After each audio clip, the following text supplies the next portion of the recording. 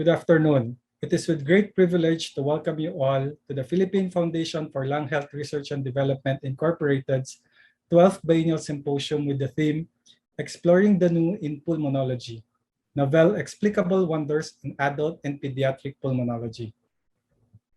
I am Dr. Christopher Cortes, this year's postgraduate course director, a graduate of the pulmonary training of Philippine Heart Center, and a member of the Philippine Foundation for Lung Health Research and Development Incorporated.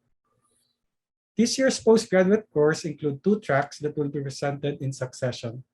Each track will include talks from 4 distinguished speakers. The non-invasive track will be moderated by Dr. Major Canilas, while the point-of-care ultrasound track by Dr. Duel Cuyacot. We hope that by the end of the course, each of you would be able to have a good comprehension and application of the concepts presented here, covering important aspects in pulmonology, which have been specially chosen by the postgraduate committee. All lectures are pre-recorded, but our speakers are on standby to answer any clarifications and questions that you may have. Simply type them in the chat box provided in this virtual platform. I want to remind everyone to take time in answering the survey form, and also not to miss the symposium by Boehringer Ingelheim later tonight at 7:15 in the evening. Again, thank you for attending and enjoy virtual learning during this pandemic. Good afternoon, everyone, and welcome to our 12th Biennial Symposium. I am Major Canilia Samancio, and I will be your moderator for this afternoon session. Reminders to all our attendees of the 12th Biennial Symposium. Before we get started, if you have any questions during any of the presentations, please feel free to type in your questions in the chat box, and our speakers will answer them in the chat box. Or you can personally send us a message at pflhrd@biennialsimpo@gmail.com. A friendly reminder to all our participants that microphones are muted by default during the entire presentation. And please kindly answer the evaluation form after the last speaker of the session, and link will be seen in the chat box. CPD units will be provided, and your e-certificate will be issued through your email within 2 weeks. Thank you for being part of the success of this biennial symposium. Our first speaker had his fellowship training in adult pulmonary and critical care medicine at the Philippine Heart Center. He is a fellow of the Philippine College of Physicians, Philippine Society of Critical Care Medicine, and a fellow of the Philippine College of Chest Physicians. He is an associate professor at the Cebu Institute of Medicine and currently the training officer in the fellowship training in adult pulmonary medicine at the Perpetual Socorro Hospital in Cebu City. He is also the present secretary of the PCCP Central Visayas chapter and a member of the Philippine Foundation for Lung Health Research and Development. To talk on the physiology of gas exchange and mechanisms and the types of hypoxemia, the following are his objectives. It is with pride and pleasure to welcome our first speaker this afternoon, Dr. Clifford Aranas. Good afternoon, everyone. Thank you for inviting me to this biennial symposium of the Philippine Foundation for Lung Health Research. It's always been a pleasure to be invited and lecture. I get to see my friends and my mentors, although for now we will have to contend with virtual online lectures. I'm being given the topic of discussing the physiology of oxygenation. These are my disclosures, and this is the outline that we're going to follow. We are going to follow the outline of the pathway of oxygen from the atmosphere down to the nose, to the lungs, until it goes to the tissues, which participates in metabolism, and then out to the venous system, and then again back to the lungs. Oxygen is vital to life, but it's something that we most often take for granted. Point in case, I get referrals or residents call me informing me that, Doc, the patient's oxygen saturation is only 94%. So I asked them, why? What percentage do you like? How high should the percentage of saturation be?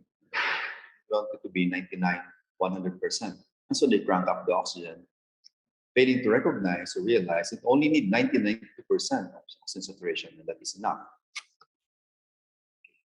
So the oxygen that we breathe in the air is only about 21%. It composes about a fifth of the concentration of the air that we breathe. The majority of the air that we breathe is composed of nitrogen and a sputtering of some other gases. As we breathe, the diaphragm goes down, and this increases the thoracic cavity diameter. In doing so, it decreases the intrathoracic pressure, and this now creates a pressure gradient between the inside of the interior of the thorax compared to the atmosphere.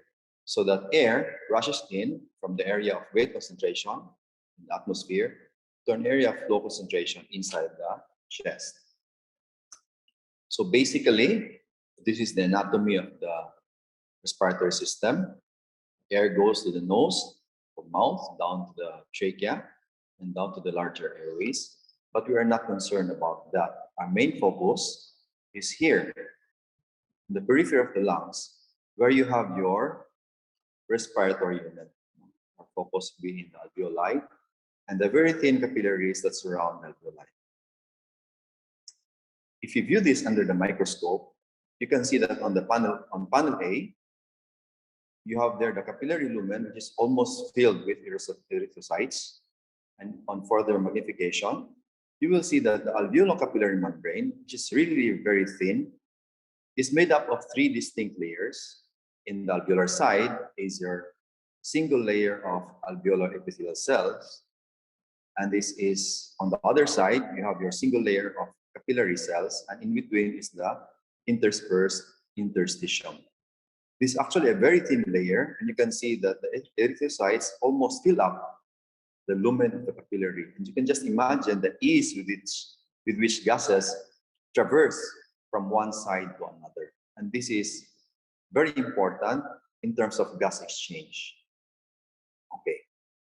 So in this particular slide, this shows us that from the air or atmosphere, down to the lungs, down to the arteries, and down to the tissues, oxygen is basically driven from the lungs down to the tissue by pressure gradient. Between the alveolar oxygen level, which is about 100, 104, 105, down to the arterial side, which is 95, and down to the tissue side, which is only 40 millimeters mercury, there's a gradient of 60 millimeters mercury. And this gradient is enough to drive oxygen down this cascade. At the alveolar level, the level of oxygen in the alveoli is dictated by the interaction of your fraction of inspired oxygen, the level of carbon dioxide in the blood, as well as the respiratory quotient. And it is expressed mathematically as your alveolar gas equation. It says that the level of oxygen, or the partial pressure of oxygen in the alveoli, is equal to the FiO2, or the fraction of inspired oxygen, minus the partial pressure of carbon dioxide in the artery, divided by a respiratory quotient. Your FiO2 is affected by the atmospheric pressure as well as the altitude. And the higher you go, the lower will be your FiO2. If you breathe oxygen via some other forms of supplemental delivery, like nasal cannula or breather bag, your fraction of oxygen increases. On the other hand, any process that increases carbon dioxide production, like exercise, hypercatabolic state, increases the carbon dioxide level of your blood. And as that blood reaches the alveolar level, it dilutes your oxygen. So that any factor that increases the fraction of inspired oxygen or decreases carbon dioxide production by the tissues increases your partial pressure of oxygen in the alveolar gas. And the reverse is also true. Any factor that decreases FiO2 and or increases carbon dioxide production, decreases alveolar oxygen levels. This slide shows us that as you increase alveolar ventilation for any given partial pressure of oxygen that you take in, oxygen levels in the alveoli increases. Conversely, the level of carbon dioxide also decreases as you increase your ventilation because you blow off your carbon dioxide. Now, from the alveoli down to the capillaries, down to the arteries, oxygen again travels by concentration gradient. And in this particular diagram, you see that at the level of the alveoli, partial pressure of oxygen is about 100 millimeters mercury. It's the same as it goes down the arteries, through the ventricles, down to the arteries. And there is actually a reduction in the partial pressure of oxygen in the tissues because this is where oxygen extraction occurs. So the pressure gradient of around 60 millimeters mercury from the ventricle, left ventricle, to the tissues drives oxygen from the arterial side down to the capillaries and gas exchange at the tissue level. Before I go on to the next slide, let me discuss the concept of ventilation perfusion matching. So this is the graph showing us that on the left side represents the bottom of the lungs. You can see that blood flow is higher compared to ventilation. This is because in the upright position, the lungs practically sit on themselves so that at the bottom of the lungs, some of the alveoli are actually collapsed, but blood flow is intact. As you go up the lungs, so on the right side of the diagram, as you proceed from the bottom to the top of the lungs, ventilation increases, and by virtue of gravity, blood flow decreases. So that this particular inequality in distribution of blood flow and ventilation produces what we call a physiologic type of ventilation perfusion mismatching. In a healthy lung, this is actually very insignificant, that it does not produce significant hypoxemia. So any disturbance in the transfer of oxygen from the alveoli down to the circulation side, like collapse of lung units, atelectasis, consolidation when you have pneumonia, the presence of extra fluid, pulmonary edema, bronchoconstriction or bronchospasm, blockade of your circulation as in the case of pulmonary embolism, or even scarring that produces thickened tissue or fibrosis, offers a resistance of transfer from oxygen from the alveolar side to the arterial side, and this results in hypoxemia. Now, within the arterial system or within the blood, oxygen is transported in two forms. One is being combined with hemoglobin, which is the major form of oxygen. A gram of hemoglobin is capable of binding with 1.34 ml of oxygen. The dissolved form of hemoglobin takes up only about less than 5% the total oxygen available in the blood. So oxygen delivery to the tissues is defined as the quantity of oxygen made available to the body in 1 minute. And it is dictated by the following factors. One, hemoglobin concentration, so that the lower the hemoglobin, of course, the oxygen carrying capacity of the blood is decreased, and therefore less oxygen is delivered to the tissues. Cardiac output, the better the cardiac output, the higher the cardiac output, more blood is delivered into the metabolizing tissues, and more oxygen is extracted. And of course, the level of oxygenation. Mathematically, oxygen delivery is expressed as cardiac output times hemoglobin times 1.4 times percent saturation. On the average, oxygen delivery is about 1,000 ml or about a liter of oxygen per minute. The major carrier of oxygen in the blood is your hemoglobin. Hemoglobin is a tetrameric compound. It is composed of 4 subunits, 2 alpha and 2 beta subunits. In the absence of oxygen, it is in a tense state. And in the presence of oxygen, it binds oxygen in a cooperative manner. Mean to say, binding of oxygen to a single subunit facilitates binding of more oxygen to the other 3 subunits. And this is the one responsible for the configuration of your oxygen hemoglobin dissociation curve. In this curve, hemoglobin saturation is plotted against oxygen partial pressure. So that as you increase your partial pressure of oxygen, your hemoglobin concentration or saturation increases. Now take note that in the lower left part of the panel, where you have very low partial levels of oxygen, you also have low concentrations or saturation of hemoglobin. But as you increase your partial pressure of oxygen, you increase the saturation of hemoglobin, such that there's a steep rise at around 20 millimeters mercury. There's a steep rise in your hemoglobin saturation until an auto-saturation of 90% is reached when you have a partial oxygen pressure of 60 millimeters mercury. So take note also that factors that decrease the pH, produce more carbon dioxide, increase the temperature, such as in the milieu of metabolizing tissue, your curve is shifted to the right, mean to say that the affinity of hemoglobin decreases to oxygen. Conversely, in the presence of high pH, low carbon dioxide, or lower temperature, your curve is shifted to the left, such that the affinity of oxygen or hemoglobin to oxygen is increased.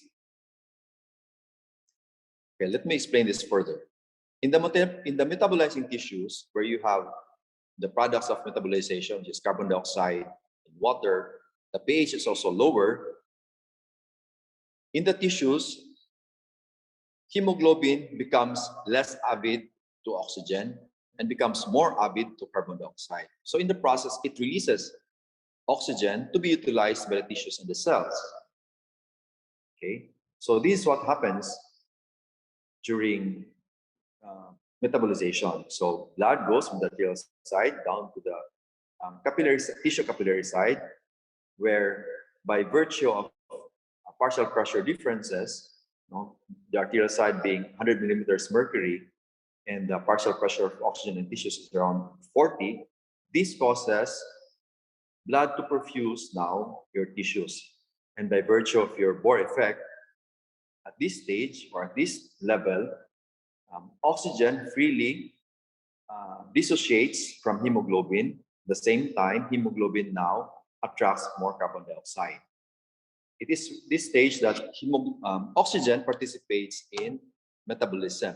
So if you remember your basic biochemistry and physiology, there are 3 stages of catabolism or metabolism. The first stage is that all major food sources are digested and hydrolyzed into macromolecules, and these macromolecules are further degraded into in the second stage, where they're converted into monomers to forms that can be completely oxidized, usually in the form of acetyl-CoA. And in the presence of oxygen, your acetyl-CoA enters the citric acid cycle and down the oxidative phosphorylation through the electronic transport system, where it is completely oxidized and results in the production of adenosine triphosphate, or your ATP, as a source of energy.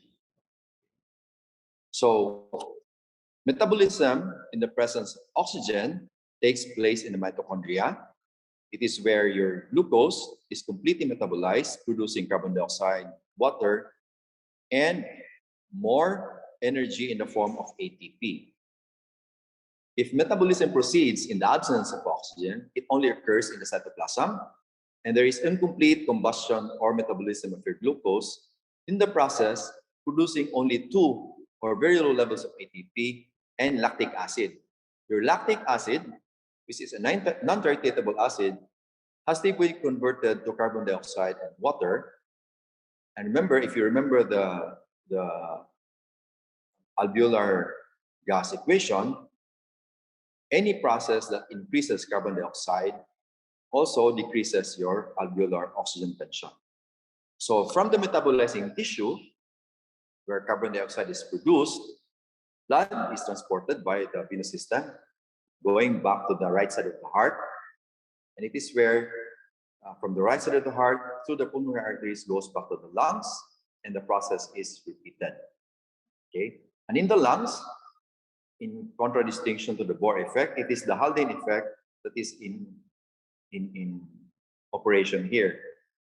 With the Haldane effect, it simply means that hemoglobin, now in the presence of high oxygen and high pH, becomes more avid again to oxygen. It takes up oxygen and releases carbon dioxide to be ventilated through the lungs and down up to the atmosphere.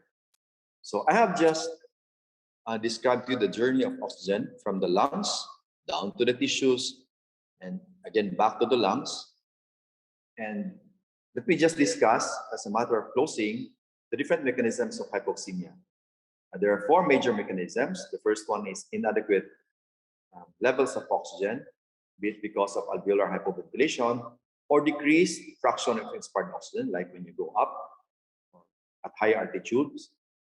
Number two is ventilation perfusion mismatching. This is the most common mechanism in operation. And then you have shunt, whether the shunt is associated or is located in the lungs, like in pneumonia, severe pneumonia or ARDS, or holes in the heart, or the presence of arteriovenous malformations in the peripheral circulation.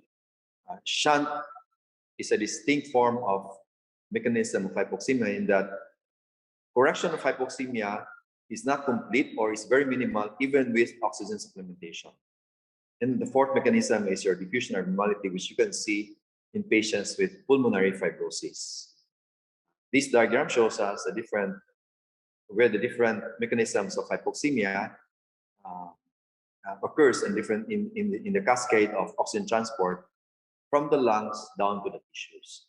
So in closing, I've just shown you the cascade of oxygenation, where oxygen is transported from the air to the cell, to each cell in the body, and movement is governed by differences in pressure or concentration gradients. There are several factors that affect each stage of the cascade, and perturbations in oxygen transport results in hypoxemic states. Thank you, everyone, for your kind attention. Thank you very much, Dr. Aranas, for that very informative lecture. Now, as a way of our appreciation, the Philippine Foundation for Lung Health Research and Development, in cooperation with the Philippine Heart Center, Division of Pulmonary and Critical Care Medicine, we would like to show our gratitude and present our certificate of appreciation to Dr. Dr Aranas as a speaker for imparting his knowledge on the physiology of gas exchange and mechanisms and types of hypoxemia. During the 12th Biennial Symposium today, September 15, 2021, signed by our President, Dr. Cesar Ligo, and Dr. Eileen Guzman Banzon, the head of the Division of Pulmonary Critical Care Medicine, and the members of the organizing committee.